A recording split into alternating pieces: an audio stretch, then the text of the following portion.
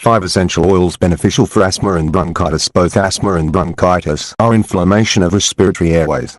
In asthma, inflammation of the respiratory lining tightens up the airway muscles and causes swelling, which eventually makes the airways narrower. Conversely, in bronchitis, the lining of the airways get infected by virus or bacteria, leading to wheezing, coughing, shortness of breath, etc. However, some people might experience a more severe medical condition called asthmatic bronchitis, in which both asthma and acute bronchitis occur together.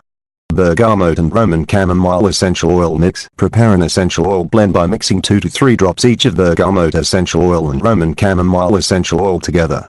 Gently rub your chest and back with it in between the episodes of the attacks.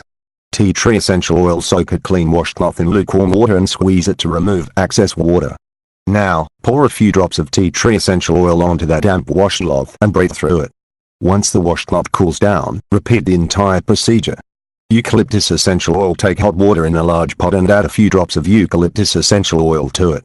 Then, lean over the pot gently and breathe the steam until you feel relieved and relaxed. You can also use a steam inhaler for this procedure.